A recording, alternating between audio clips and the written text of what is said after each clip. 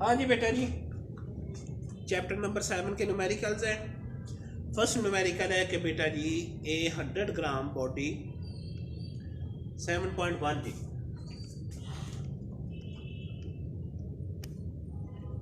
A 100 gram body hung on a spring elongates the spring by 4 centimetre. आपने 100 ग्राम का लगाया हुआ है, मास लगाई हुई है, वो क्या करता है स्प्रिंग को बेटा जी 4 सेंटीमीटर क्या करता है, खींच देता है। इसके बाद वो कहता है कि when a certain object is hung on the spring, अब वो बेटा जी एक और चीज की बात करता है कि एक और मास है। अब बेटा जी उसको स्प्रिंग के साथ जब आपने लटकाया है एंड सेट इनटू वाइब्रेशन, इस टाइम पीरियड इज 0.568, तो बेटा जी उसका जो टाइम पीरियड है वो ये वाला हो जाता है। What is the mass of the object pulling the spring, तो बेटा जी वो दूसरी जो मास है जो आपने दूसरी बार लटकाई थी और टाइम पीरियड लिया था, आपने उसका मास बताना है। सिंपल है। हमारे पास बेटा जी मास है जी 100 ग्राम। इसको बेटा जी हम क्या करेंगे किलोग्राम में, तो 10⁻³ kg। और बेटा जी जो x जो है हमारे पास डिस्प्लेसमेंट जो है वो बेटा जी 4 सेंटीमीटर है, तो 4 10⁻² मीटर आ गया जी। अब बेटा जी जो टाइम पीरियड आया 0.568 सेकंड, दूसरी मास लटकाने से वो बेटा जी आपने फाइंड आउट कर। हमें पता है कि बेटा जी फार्मूला होता है मास स्प्रिंग के सिस्टम के लिए, वो किसके इक्वल होता है बेटा, time period is equal to 2πm/k। Mass हमें गिवन है, ठीक है जी। के जो है हमें बेटा जी वो फाइंड आउट करना है हमने, स्प्रिंग कांस्टेंट हमें नहीं पता। अकॉर्डिंग टू बेटा जी हुक्स लॉ,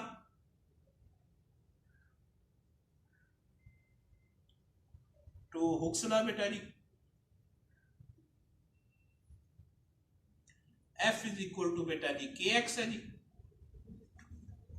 अब बेटा स्प्रिंग जो है बेटा जी या जो मास है बेटा जी वो लटक रही है, तो ये बेटा जी जो F होगा ये बेटा जी किसके बराबर होगा, उसके वेट के बराबर होगा। तो वेट जो है बेटा जी kx जो है बेटा जी किसके बराबर आ जाएगा, mg के बराबर।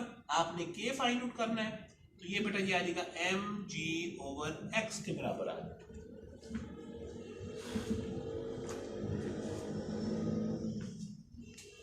ठीक है जी, ए आ गया। मास जो है बेटा जी हमारे पास 100 ग्राम है जी, 10⁻³ और बेटा जी की वैल्यू जो है वो 9.8 है जी। और जो बेटा डिस्टेंस है वो बेटा जी 4 10⁻² है। इसकी वैल्यू जो आती है बेटा जी मैं 1 मिनट आपको बताता हूं।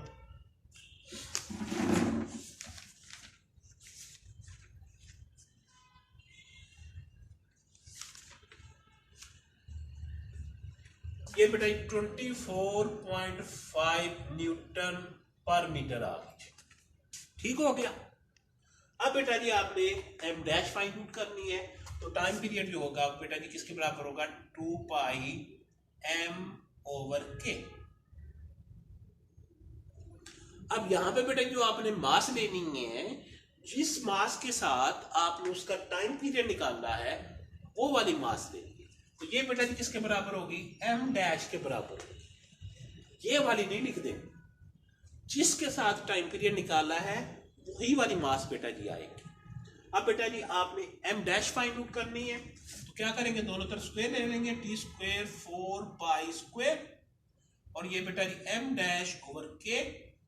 आपने m डैश फाइंड आउट करनी है, तो ये बेटा जी k t²/4π² आ जाएगी।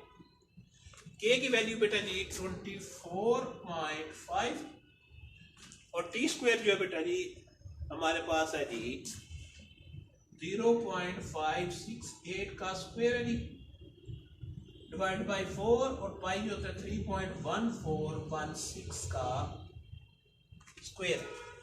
इसको बेटा जब हम सॉल्व करते हैं तो ये बेटा जी 0.20 किलोग्राम आ जाती है, और बेटा जी ग्राम में करेंगे तो ये बेटा जी 200 ग्राम में आ जाएगी। ये बेटा जी आपका फर्स्ट न्यूमेरिकल जो है वो हो गया। इसके बाद बेटा जी सेकंड है, a load of 15 gram elongates a spring by 2 centimetre. Same वही कंडीशन है पहले वाली, 15 ग्राम का है, 2 सेंटीमीटर बेटा जी उसमें क्या करता है, खींचता है उसको। If a body of mass 294, अब ये दूसरी आ गई है, G is attached to the spring and set into vibration with an amplitude of 10 centimetre. 294 ग्राम लटकाने से जो एम्पलीट्यूड आ रहा है बेटा जी वो 10 सेंटीमीटर है। What will be it's period, आपने बेटा एक टाइम पीरियड बताना है, स्प्रिंग कांस्टेंट बताना है, और तीसरा बेटा जी आपने मैक्सिमम स्पीड ऑफ वाइब्रेशन जो है वो बेटा जी आपने बतानी। करते हैं बेटा जी इसको।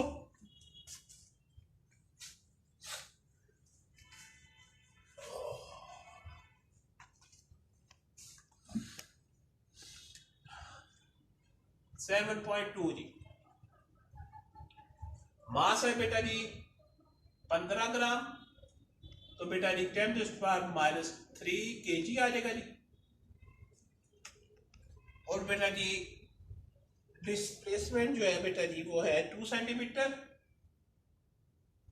तो ये बेटा 2 10⁻² मीटर आ जाएगा जी। उसके बाद बेटा जी मास जो है m डैश, वो बेटा 294 ग्राम है जी, तो ये बेटा 294 10⁻³ किलोग्राम आ गई। अब ये मास लटकाने से जो उसमें एम्पलीट्यूड प्रोड्यूस होता है वो बेटा जी 10 सेंटीमीटर है जी, या बेटा 10⁻² सेंटीमीटर आ गए। आपने बेटा टाइम पीरियड निकालना है, ठीक है जी। फर्स्ट सेकंड बेटा जी आपने स्प्रिंग कांस्टेंट निकालना है जी, और बेटा थर्ड जो है वो आपने इसकी मैक्सिमम स्पीड जो है बेटा जी वो निकाल, वहीं से स्टार्ट करेंगे बेटा जी कि सबसे पहले हमने स्प्रिंग कांस्टेंट निकाल लेंगे। तो बेटा जी अकॉर्डिंग टू हुक्स लॉ बेटा जी F = kx, स्प्रिंग फिर बेटा जी लटक रहा है तो वो बेटा जी किसके बराबर होगा, इसके वेट के बराबर होगा। तो ये बेटा जी k की वैल्यू आ जाए, kx जो है बेटा जी किसके बराबर हो जाएगा, mg के बराबर हो जाएगा, और जो x है ठीक है जी वो बेटा सॉरी k जो होगा बेटा जी वो किसके बराबर आ जाएगा, mg/x के बराबर आ जाएगा। ठीक हो गया। k की वैल्यू जो है बेटा जी यहां से निकलेगी, मास जो है बेटा जी 15 10⁻³ g की वैल्यू बेटा जी 9.8 है, और जो x है बेटा जी वो 2 10⁻² है, और ये बेटा जी इसकी वैल्यू निकलती है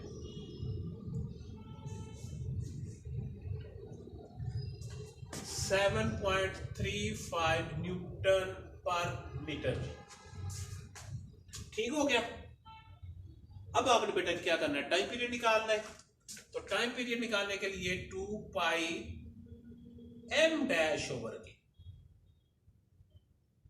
क्योंकि बेटा जी यही मैथ लटका के आपने उसका टाइम पीरियड निकालना है।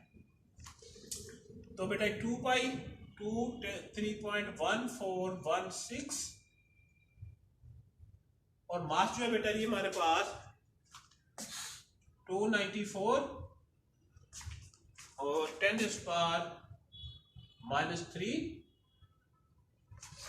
और बेटा जी k की वैल्यू जो है बेटा जी 7.35 है।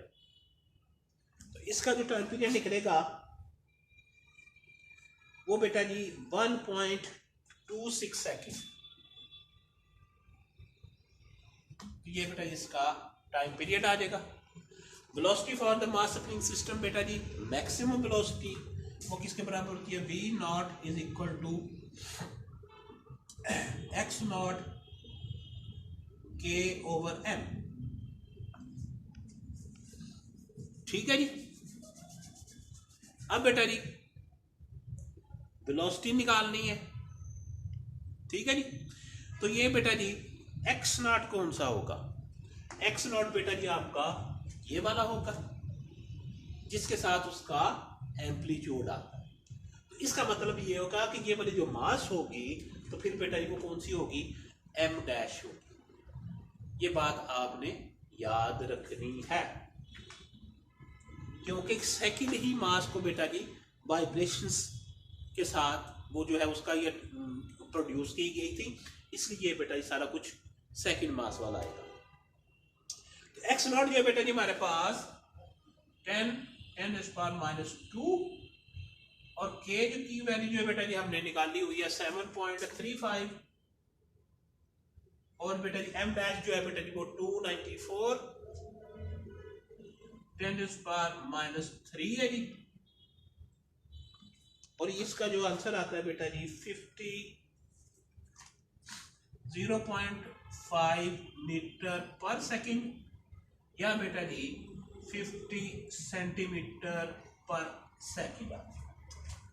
फिर बेटा जी मैं आपको बता रहा हूं कि जब आपने उसकी मैक्सिमम स्पीड इस्तेमाल करनी है तो बेटा जी आपने सेकंड वाली मास लेनी है और सेकंड वाला बेटा जी आपने उसका एम्पलीट्यूड लेना है, क्योंकि उसने बेटा जब उस लफ्ज इस्तेमाल किया था कि 294 के साथ जो मैक्सिमम एम्पलीट्यूड आता है वो बेटा जी 10 सेंटीमीटर है।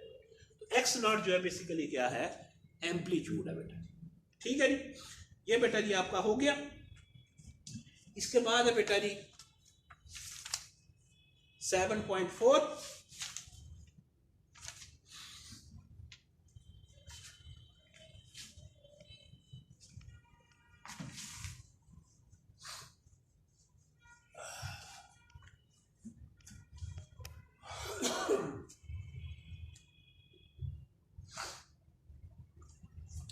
ये बड़ा बेटा जी इंटरेस्टिंग है और ये आ जाता होता है। A block of mass 4 kg is dropped from a height of 0.8 meter on the spring of a spring constant K. Find the maximum distance through which the spring is to be compressed. क्या है बेटा जी, हमने एक मास है उसको बेटा जी 0.8 metre की height पर रखा हुआ है, 4 kg की है, 4 kg की है जी, हाँ जी। वो वहां से बेटा जी उसको छोड़ते हैं, तब जब बेटा जी हाइट पे पड़ी हुई है तो इसका मतलब है उसमें पोटेंशियल एनर्जी होगी। अब बेटा जी वो नीचे हमने स्प्रिंग रखा हुआ है, स्प्रिंग के ऊपर गिरती है, उसको क्या करती है, कंप्रेस करती है। अब ये वाली बेटा जी कौन सी है, ग्रेविटेशनल पोटेंशियल एनर्जी है। अब स्प्रिंग के ऊपर गिरी तो उसको बेटा जी उसने क्या किया, कंप्रेस कर दिया। अब उसमें बेटा जी क्या आ जाएगी, इलास्टिक पोटेंशियल एनर्जी होगी। तो बेसिकली आपकी क्या हो रही है कि gravitational potential energy elastic potential energy के अंदर क्या हो रही है, कन्वर्ट हो रही है। तो वो बेटा जी हमने वहां से जो है उसका जो मैक्सिमम जितना बेटा जी उसको कंप्रेस करेगी वो बेटा जी आपने डिस्टेंस जो है वो फाइंड आउट करना है। हाँ जी, मास जो है बेटा जी हमारे पास 4 kg, हाइट जो है बेटा जी 0.80 मीटर है, स्प्रिंग कांस्टेंट जो है बेटा जी 1960 न्यूटन पर मीटर है जी। और बेटा जी मैक्सिमम डिस्प्लेसमेंट उसका फाइंड आउट करना है। तो बेसिकली हो क्या रहा है, आपकी जो ग्रेविटेशनल पोटेंशियल एनर्जी है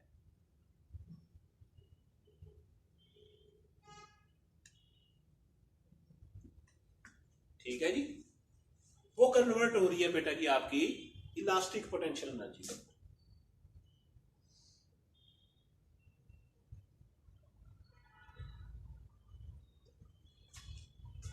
ठीक है जी। तो ये बेटा जी ग्रेविटी की वजह से जो पोटेंशियल एनर्जी होती है बेटा जी उसका फार्मूला आता है mgh के बराबर, और बेटा जी इलास्टिक पोटेंशियल एनर्जी जो है बेटा जी वो हाफ के एक्स नॉट स्क्वायर के बराबर होती है। आपने बेटा जी x naught square find out करना है, तो बाकी चीजें बेटा जी जल्दी आते हैं। तो ये बेटा जी एक्स नॉट स्क्वायर, ये बेटा जी किसके बराबर हो गया 2mgh के बराबर हो गया, ठीक है जी। और ये बेटा जी के जो होगा ये बेटा जी उसके साथ डिवाइड हो जाएगा। तो ये बेटा जी 2, मास जो है बेटा जी हमारे पास 4 है जी की वैल्यू बेटा जी 9.8 है, हाइट 0.80 है, और स्प्रिंग कांस्टेंट जो है बेटा जी 1960 है जी। इसको सॉल्व करेंगे तो बेटा जी आपका एक्स स्क्वायर आ जाएगा, वो बेटा जी एक्स स्क्वायर की जो वैल्यू आएगी वो बेटा जी होगी 0.32, और जब बेटा जी इसका स्क्वायर रूट लेंगे वो बेटा जी 0.18 मीटर के बराबर आ जाए।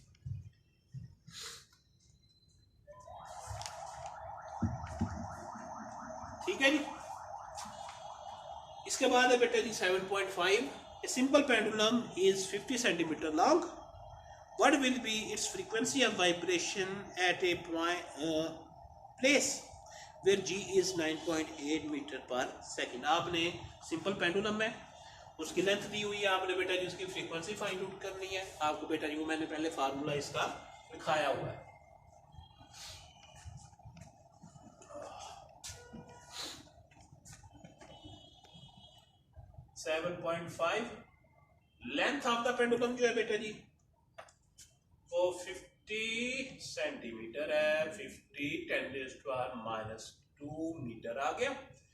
जी की वैल्यू बेटा जी 9.8 मीटर पर सेकंड स्क्वायर है। आपने फ्रीक्वेंसी फाइंड आउट करनी है, तो फ्रीक्वेंसी का फार्मूला आता है 1/2 पाई g/L स्क्वायर रूट। ठीक हो गया।